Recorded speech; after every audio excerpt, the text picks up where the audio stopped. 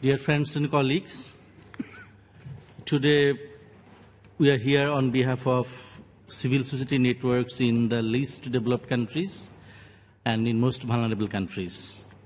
On behalf of these networks active in LDCs and MVCs, we are four at this moment here. In my left-hand side, we have Ms. Sharmind Nilormi, who is the General Secretary of Campaign for Sustainable Rural Livelihoods, CSRL, an alliance of 250 grassroots organizations active in Bangladesh. In my right-hand side, we have Sanjoy Vasist, who is the Director of Climate Action Network South Asia. And besides Sanjoy, we have Mr. Rezaul Karim Choudhury, who is the Chief Moderator of Equity and Justice Working Group active in Bangladesh. My name is Ziaul Haq Mukta. I am the President of Campaign for Sustainable Rural Livelihoods in Bangladesh. In every COP, on behalf of these alliance of networks, we place our expectations as well as we express our reactions at the end of the Conference of Parties in this process. So this year, we will be following the same that we do generally in the Conference of Parties. So at the beginning, I will request my colleague Ms. Sharmind Nilormi to read out the statement that we have placed before you. Thank you.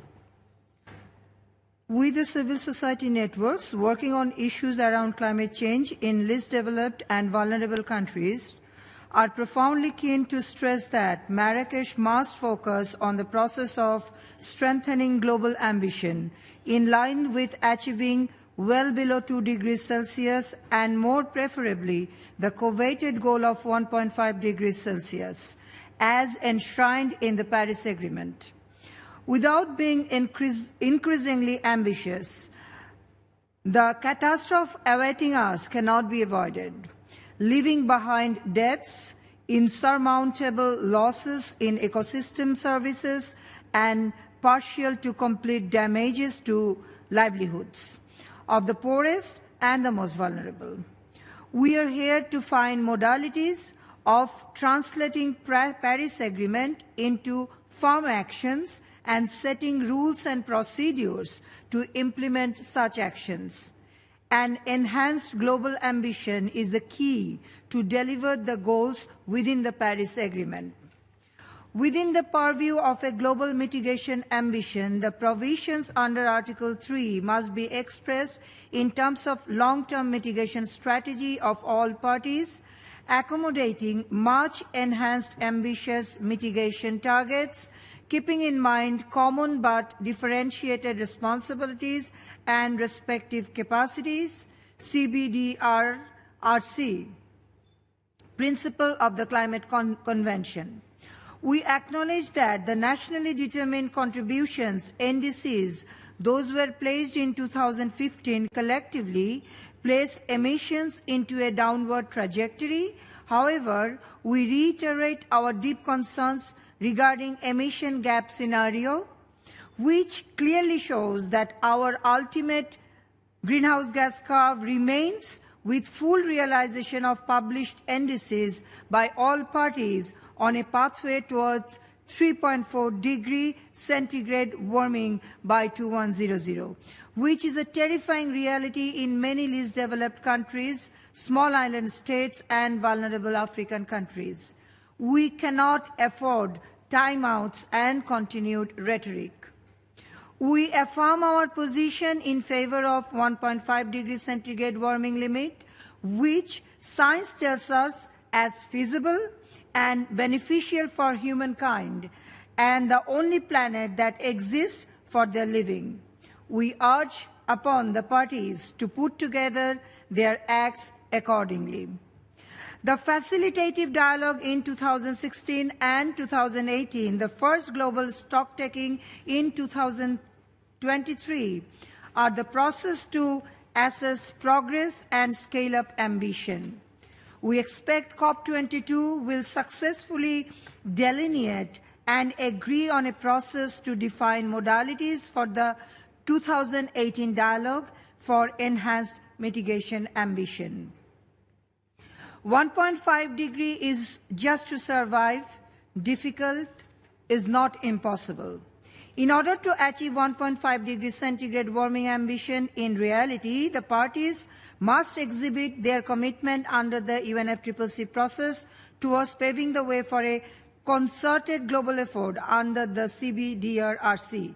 For that, additional efforts in pre-2020 period is critical. We urge upon the parties to commit significantly higher ambition in their LDCs to be submitted before COP CMP in 2018. Also, we stress that the peaking as soon as possible stated in Paris Agreement must be specific within COP process, and we call for different peaking years for different countries based on CBDRRC principle. Therefore, we propose a timeline for peaking applicable for different countries as per the following rules. Developed countries, Annex 1 to UNFCCC, primary polluters with very high historical responsibility by 2020. Developing high-emitting countries, low overall emission, however exhibiting much higher emission to result in considerable historical responsibility leading up to Paris Agreement by 2025. Developing countries having overall low historical responsibility by 2035. Transparent, inclusive, facilitative dialogue among parties and observers. While the Paris Agreement rightly recognized the importance of scaling of climate change efforts, it failed to provide direction on how respective country mitigation efforts should be increased over time in line with the global pathway to limit within 1.5 degrees centigrade warming. We expect COP22 to decide on the format for inclusive discussion. We also call for a continued, transparent and inclusive process for the proposed dialogues. Global goal on adaptation, defining and formulating modalities for LDCs and MVCs. Under paragraph 1 of the Article 7, parties establish the global goal on adaptation of enhancing adaptive capacity, strengthening resilience and reducing vulnerability to climate change with a view to contributing to sustainable development and ensuring an adequate adaptation response in the context of the temperature goal stated in Article 2. We urge that adaptation global goal must not end up with numbers only. In this regard, we need to learn from our experiences on CDM process and develop a modality to recognize adaptation efforts in different categories of countries, including LDCs and MVCs. Financing must be additional and grant-based, balancing adaptation and mitigation. COP22 should require significant progress in long-term adaptation finance goals and improving rules for accounting for climate finance in the context of the US $100 billion roadmap. We urge upon that COP22 must also provide clear indication regarding climate finance, which must be additional to overseas development assistance. The need for real balance between mitigation and adaptation expenditure, as well as finding ways to finance loss and damage, are essential to move the finance agenda forward. We call the enhanced grant-based climate finance also need a clear position on it. Loss and damage, a clear roadmap required. The Warsaw International Mechanism, WIM, for loss and damage will be evaluated for the first time here and gives parties an opportunity to make steps to strengthen it and give it financial sketch. WIM has not yet come close to deliver bold actions to protect the interests of vulnerable people. We welcome the WIM Executive Committee for listing finance as their top priority. However, we stress on the scaled-up financing for loss and damage, but again, we are concerned how that can be delivered if WIM's current framework only contains a placeholder for finance. Loss and damage finance needs significant finance mechanism separate from adaptation finance. Climate-induced migrants needs special provision. We express our disappointment that despite several provisions agreed by the UNFCCC process and its parties to discuss the issues around displacement, and more of those have been addressed, and none of them have been addressed. We urge upon the parties to discuss and agree on issues around displacement and relevant issues. Thank you all.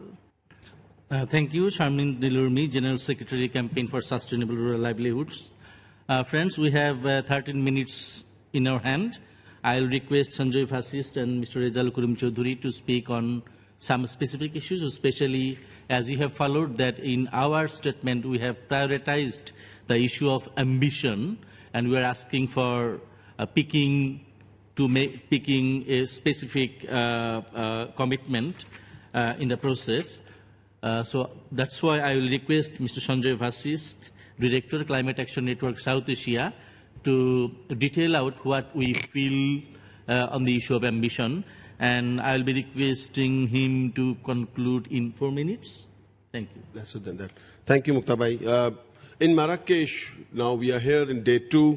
There is a sense of celebration that Paris Agreement has brought global community together to put world towards 1.5 degree, at least to make an effort to put world towards 1.5 degree. And we are here to frame modalities on how to implement Paris Agreement. However, collective efforts cannot be great without strong foundation. Action needs to be scaled up from now to 2020 also. We should not ignore the sight of pre-2020 for accelerated action on Paris Agreement. Thus, pre-2020 ambition action is important for success of Paris Agreement while we prepare for rules of implementation from 2020 to 2030. Momentum of pre-2020 will be crucial to add speed to Paris Agreement from 2020 to 2030. For least developing countries, while mitigation is important and ambitions in terms of mitigation numbers need to be higher, in line with 1.5 degree, adaptation and loss and damage are other 2 pillars that cannot be ignored. Mitigation, adaptation, and loss and damage need to be enabled through predictable finance so that actions can be implemented on ground. This year in South Asia, we have seen simultaneously flood and drought situation that has overstretched disaster risk reduction community. And that is, all this catastrophe is happening when temperature is near 1.1 degree centigrade. So, and we can imagine what would that be with 2.7 degree, where we are heading now, taking into account all numbers on nationally determined contributions. To conclude, I would urge that we should not ignore pre-2020 ambition that need to be implemented, that need to be scaled up. Ambitious mitigation numbers need to be put on table. Facilitated dialogue is due in 2018, is an opportunity to again move toward 1.5 degree. And upcoming NAP review is also an opportunity where implementation of adaptation can be put on cards by Marrakech. I'll stop here. Thank you, Sanjay Vasist. So now I will request Mr. Rezal Kurim Choudhury to speak. Thank you, Muktabhai. We have said already in the beginning that we are speaking on behalf of most vulnerable countries and least developed countries. And even you have already heard that what the NDC has given, this will lead to more than 3.5 degrees Celsius. Even there will be ambitions will be increased. There will be more cyclones, floods, droughts, slow and rapid onset disasters in especially most vulnerable countries, Philippines, Bangladesh, different islands. So for these countries, for MVCs, the loss and damage is very much important. So what we have demanded that this is the year, this is the conference, COP22, where we want something very tangible output regarding the loss and damage, especially from the worst implementation mechanism. So the Warsaw Implementation Mechanism has to declare some deliberation in this conference. Number two, we also demand a finance allocation in this regard too, that in respect of loss, in respect of damage, what will be happen, how this will be given to the MVC countries. Third, although in Article 8 it has not mentioned regarding the climate-induced displacement, although there are some sort of process going, happening above than more than in this forum, apart from UNFCCC forum, but we expected that there are some multiplications, copying of Cancun 14 para F regarding the climate-induced migrants. So we urge the parties to include the climate-induced displacement in the loss and damage discourse. Thank you. Thank you, Rizal Karim Choudhury. We'd like to reiterate one point, friends, that since 2010, we have seen that several times the parties and the UNFCCC process have stated some paragraphs regarding displacement, rehabilitation, planned relocation, migration, and relevant issues. But never the parties and UNFCCC process have followed those commitments. We think that this is a betrayal to the people who are suffering in the low-lying countries. We urge parties and UNFCCC process to reconsider the paragraphs and decisions that have been taken since 2010 on the issue of displacement. So now we have few more minutes. I am requesting you, if there is any question, please stand up and raise your question. One of our panelists should be answering.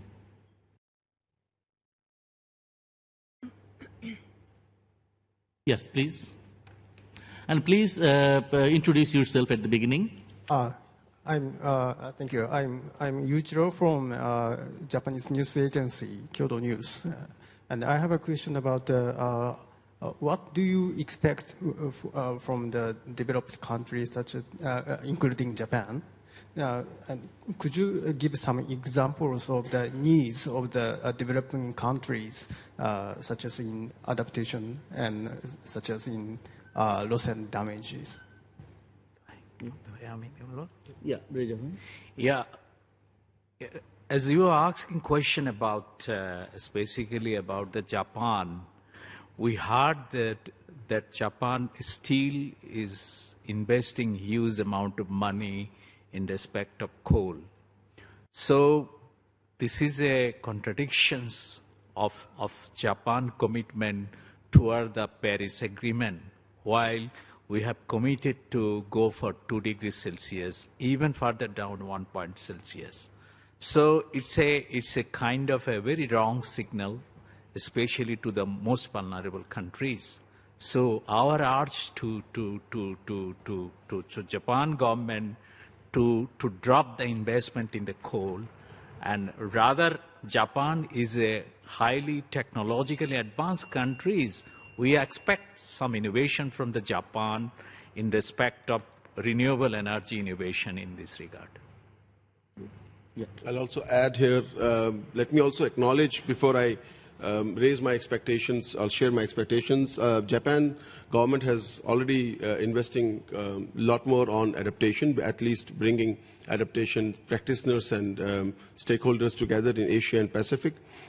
So that's one example which certainly we welcome, and this needs to continue, and this needs to be at a higher scale also.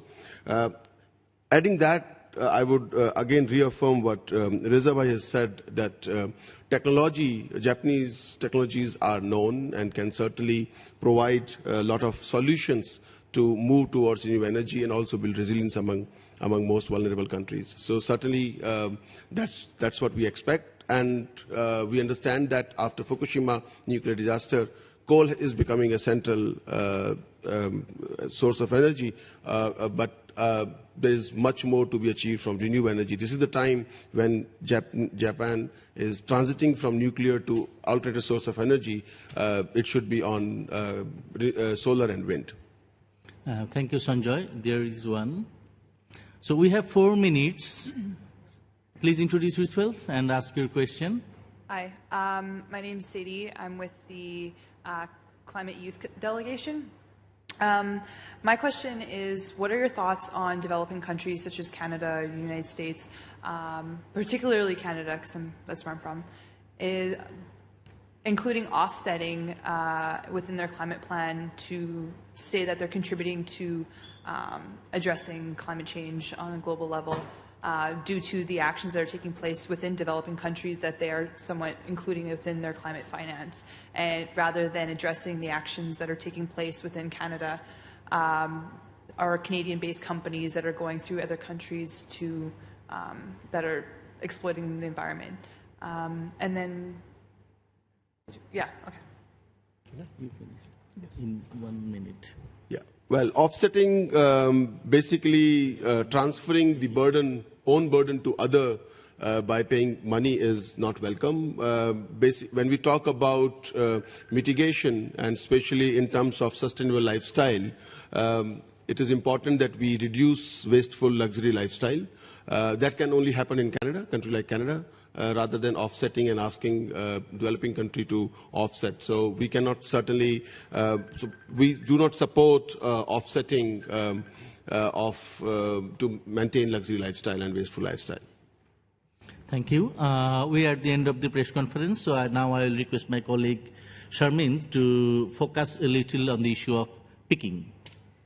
Before going into picking, I want to respond to the earlier question regarding offsetting. In Paris Agreement, it has been stated in different sections and articles, especially Article 2, that the countries need to reduce emission throughout their respective economies. So it is economy-wide emission reduction. And there are mechanisms for market-based carbon trading and all that, but that is not the highlight of that agreement. So the focus is on country-driven emission reduction. And regarding picking, as we have said already, that the different countries, depending on CBD or RC principle, they need to limit emissions by different time period, and we stress the pre-2020 actions in that regard, and we urge upon COP22 to have distinct guidelines for this picking time frame, rather than which is stated in Paris Agreement, as soon as possible. 3 minutes. Thank you very much. Is there any other question? We have 2 minutes more. Okay, so let me conclude, Yeah. Okay. My name is Tina. I'm also with the Canadian Youth Delegation. A lot of poor nations and vulnerable nations have asked that in order for them to reduce further emissions, that they need some sort of financial support. What is ways in which, countries like Canada could help in that, and how, I guess, what is something tangible in terms of financial support that we could give to those countries? No, I think this needs to come from you. Okay. Well, you want to start? Why not? Okay. Please. Okay. First of all, additional financing is very welcome, and that is very much required. But at the same token, we urge upon changes in lifestyle, which will help in a significant way to, limit the greenhouse gas emissions. So that is the first priority that needs to be stressed, and then additional financing, of course, that is very much welcome. Want to add something? Yeah. Well. Again, new and additional climate finance, not the recycled one, is important through Green Climate Fund, and that too, a public funding is important, finance is important. Private investments in terms of promoting renewable energy in developing countries is key, because we can certainly continue investing into adaptation, but unless ambitious mitigation happens, adaptation will not suffice. We are going to lose our ecosystems, we are going to lose people, we're going to lose their livelihoods also. Thank you very much. Let's conclude the session in 1 minute. My colleagues will be available here. If you have any other question, we can discuss. Let me tell you again who are the people here. Mr. Rezaul Karim Choudhury, He is the Chief Moderator of Equity and Justice Working Group based in Bangladesh. Sanjoy Vasist, he is the Director of Climate Action Network South Asia. Myself, Ziaul Haq Mukta, President of the Campaign for Sustainable Rural Livelihoods in Bangladesh. And Sharmind Nilurmi, she is the General Secretary of Campaign for Sustainable Rural Livelihoods. We are here on behalf of the civil society networks in the least developed and most vulnerable countries. Thank you very much. Thank you.